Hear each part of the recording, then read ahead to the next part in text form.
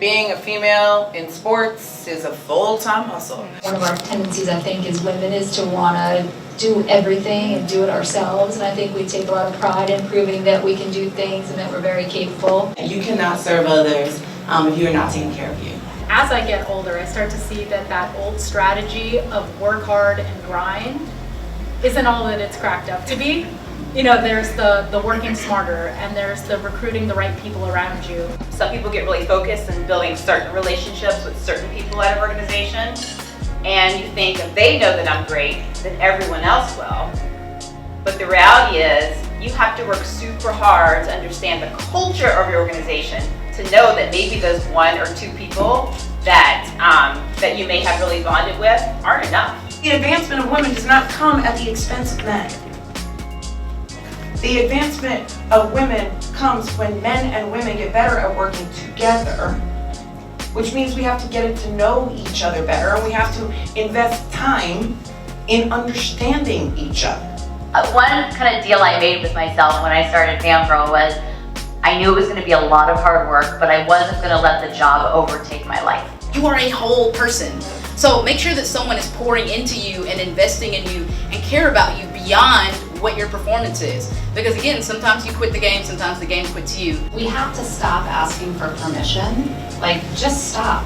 Stop waiting for the guy ahead of you or the woman boss that you're reporting to actually acknowledge it, or like, just stop, just go do it. If you see the issue, go figure it out. Being a boss means making sure that you are understanding of where it is you want to go and putting yourself on that particular path, as well as making sure that you're giving back to the community at the same time. For me, when I start to get no's, I keep my vision in mind. That's what motivates me. Being fearless and knowing my value and my worth has been one thing that has propelled me to be where I'm at today. I think I've had two really big breaks in my career, maybe three.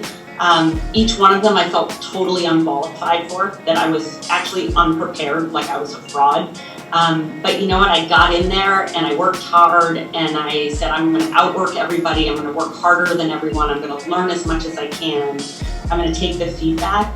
Those are the things that have helped me along the way, and I'm hopeful that sharing this can help somebody else along the way. I have an obligation and a duty to them to bring them along with me. It's not just my success, it's our success. Without my mentors, I wouldn't be where I am. We all want to do this and we all want to be successful, and it's good to know that there's someone in your corner that wants you to succeed, and they want to give you advice, and they want to give you tips, and want to show you how to succeed. It really kind of gave me hope for the future, that I can actually make it to a point where I could be a CEO, I could be a top sports writer, I could do anything basically. Everyone was able to grab something from it, whether you're in school, whether you're a working professional, whether you're trying to start your own business. It was a very informative event, and you're able to network with all of the panelists, so it was very helpful. It's definitely a need for more of us, but it is very much so promising to see so many women, particularly women of color, who are in this industry and thriving, and I think there's such a space for us here. Being a black woman in a very male-dominated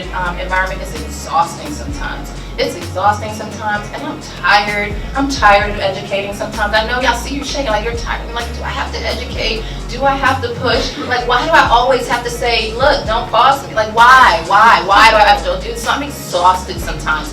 But recognizing and remembering that if, Martin, if Maya, if kind of all of these people that came before us and created this place and space for us to kind of be where we are, if they had stayed quiet, if they had decided to stay home, if they had just chosen not to speak up, none of us would be here.